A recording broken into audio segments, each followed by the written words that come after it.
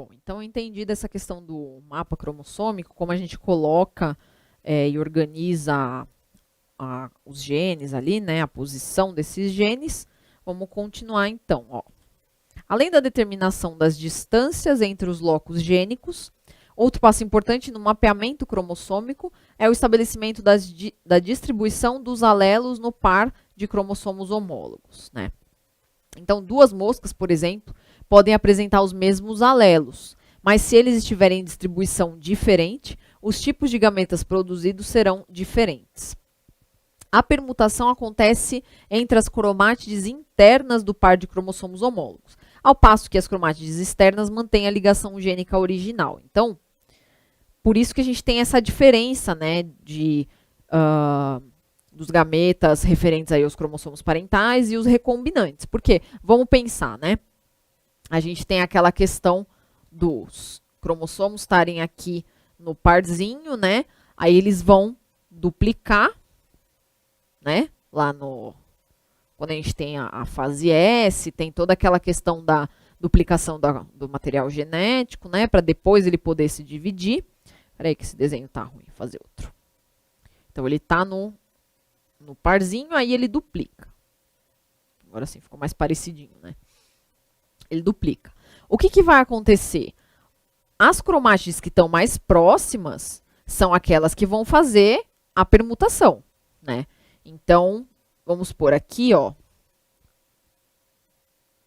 Peraí. Esse meu desenho está bem ruim, não é? Ó, a gente tem uma cromátide, ela pegou, tá ligada ali pelo centrômero e duplicou, certo? E a gente tem a outra cromátide, que tá ligada pelo centrômero ali, duplicada também. Esse tracinho no meio é o centrômero, tá? Como se fosse uma bolinha. Então, isso aqui são os cromossomos homólogos, né? Eles estão pareados. Vocês veem que esses daqui estão mais próximos, né? Então, é entre eles que vai acontecer a permutação. Os de fora não vão poder trocar os pedaços, tá? Não vai ter a permutação entre eles, porque eles não vão conseguir parear e se juntar para fazer essa troca, tá? Então, é exatamente isso que está falando aí. As cromátides internas, elas estão mais próximas e têm essa maior chance de fazer essa troca, essa permutação. Já as cromátides externas, elas não estão próximas, elas não vão conseguir interagir para fazer essa permutação, tá? É por isso que elas vão manter a ligação gênica original, né? Parental, tá certo? Então, por isso, se em todas as células ocorresse permutação entre dois pares de alelos, a proporção de gametas recombinantes seria de 50%, porque todo mundo ia recombinar com todo mundo ali, não ia ter essa diferença, né? De algumas horas ter a recombinação e outras horas não. Então, aqui, ó, essa questão da distribuição dos alelos, né?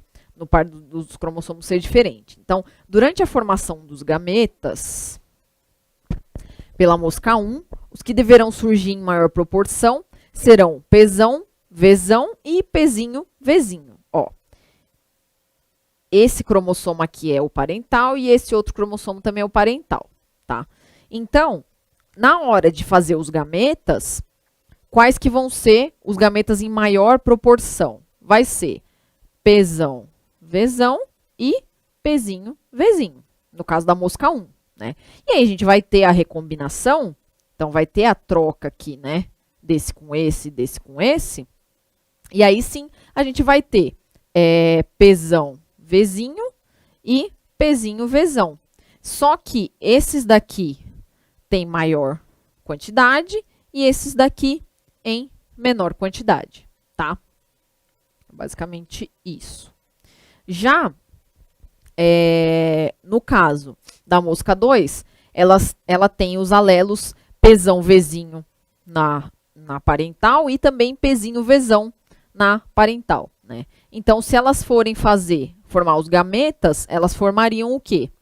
Gametas Pzão, Vzinho e Pzinho, Vzão como os de maior frequência, que são os parentais, e os de recombinação seriam o Pzão, Vzão e o Pzinho, Vzinho, que seriam o de menor frequência, que são os recombinantes, tá?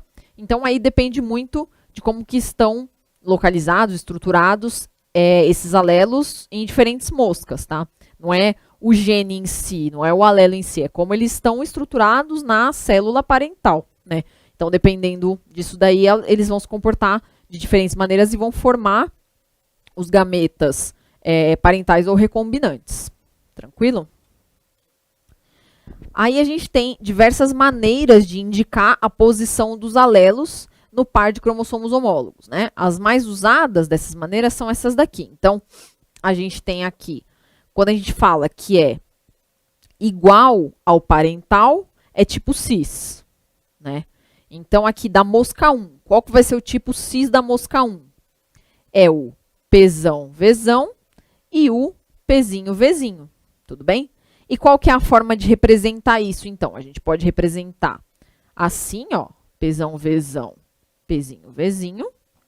Ou, outra forma, seria Pzão, Vzão sobre Pzinho, Vzinho, tá? Então, isso daí é a forma cis, né? Por que forma cis? Porque é igual a dos parentais ali e não teve a troca, né? Já no caso da mosca 2, a gente tem a trans, que vai ser com essa troquinha aí. Então, vai ser Pzão, Vzinho e Pzinho, Vzão, tá? Então, essa posição dos alelos nos cromossomos homólogos aí tá com essa combinação aí, né? É tipo trans. Então, representado dessas formas aqui, ó. Pzão, Vzinho barra Pzinho, Vzão ou Pzão, Vzinho sobre Pzinho, Vzão, tá? São basicamente formas diferentes de representar a mesma coisa, né?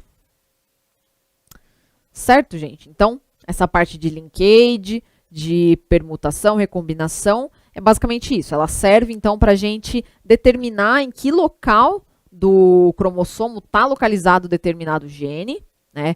Saber qual que é a taxa de recombinação e como que vão ser formados os gametas e, consequentemente, os descendentes aí vão ser formados também, né? Então, se esses genes estão mais longe um do outro no cromossomo, eles têm maior chance de ter a permutação. Se eles estão mais perto, né, quanto mais perto, menor a chance de ter essa permutação. Tranquilo? E aí agora, então, a gente vai para a segunda parte da aula, que é a questão da determinação cromossômica do sexo, tá? Então, quando se comparam os conjuntos cromossômicos ou cariótipos, né, que é aquela imagenzinha lá que eu tinha mostrado para vocês, dos parzinhos de cromossomos e tal, de células diploides masculinas e femininas, há um par, os cromossomos sexuais, geralmente ficam no último ali, que faz a diferença. Os outros cromossomos que ocorrem da mesma forma nas células masculinas e femininas são chamadas de autossomos, tá? Na espécie humana, a determinação cromossômica do sexo é conhecida pelo sistema XY. Então, a gente tem, como eu falei no começo da aula, né, a gente tem lá o cariótipo bonitinho.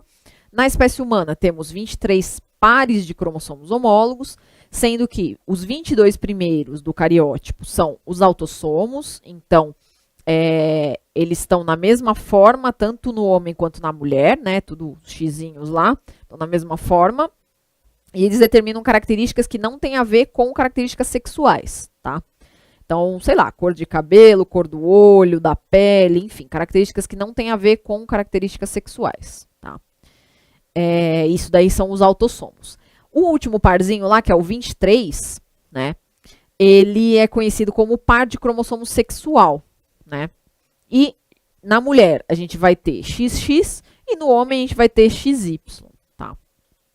Então, além dos dois lotes de autossomos, lembrem que as nossas células somáticas, né, sem ser os gametas, as células somáticas são diploides, então tem dois lotes dos cromossomos, tá?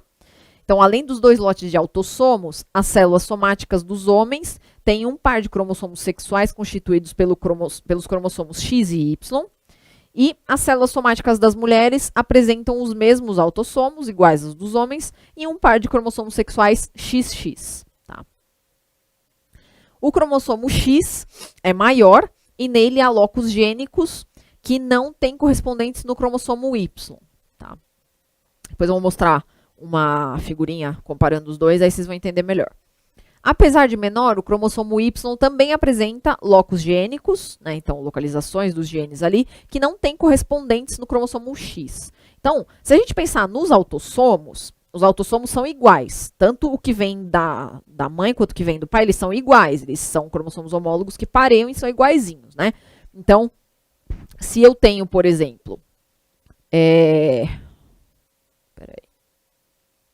se eu tenho, por exemplo, vamos pegar o par 20 lá, de uma pessoa. Então, tem lá o cromossomo.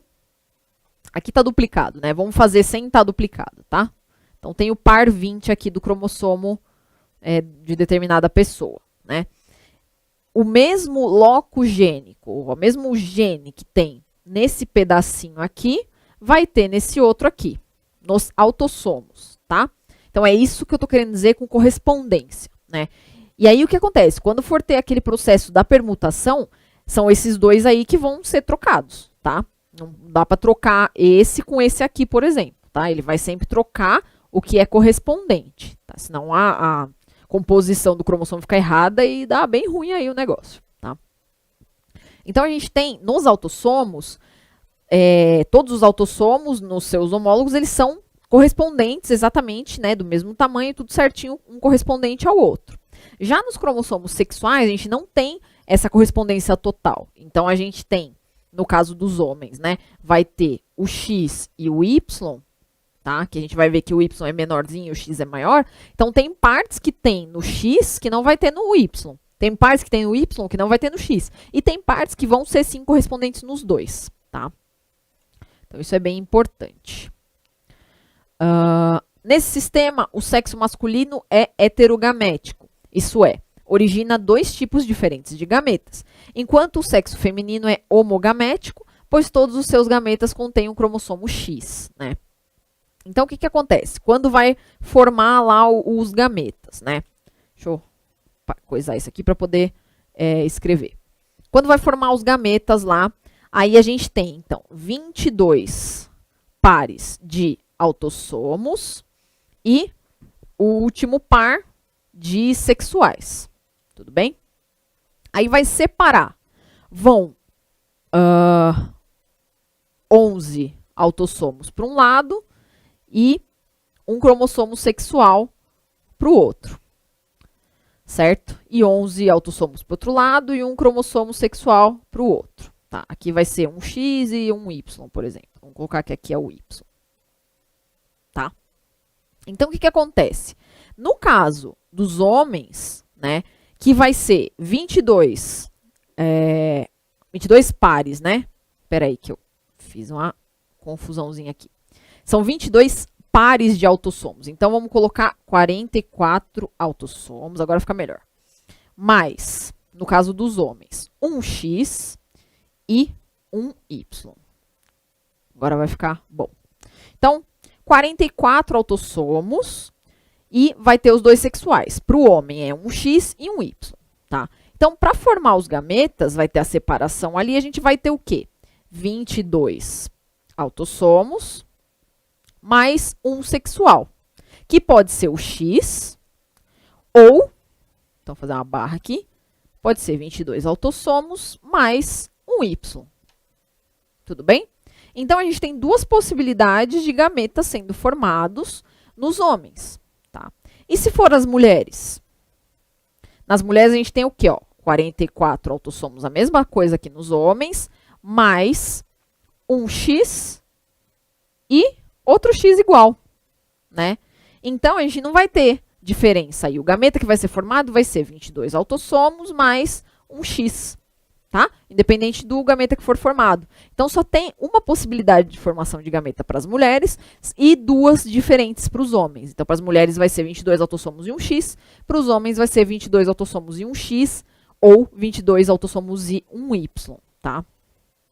Então, exatamente isso que eu tinha falado aqui, ó. Nesse sistema, o sexo masculino é heterogamético, isso é, origina dois tipos diferentes de gametas, então, hétero de diferente, né? Heterogamético, gametas diferentes, enquanto o sexo feminino é homogamético, então, gametas iguais, pois todos os seus gametas contêm um cromossomo X, né, igual em todos aí, certo? Daqui a pouco eu volto.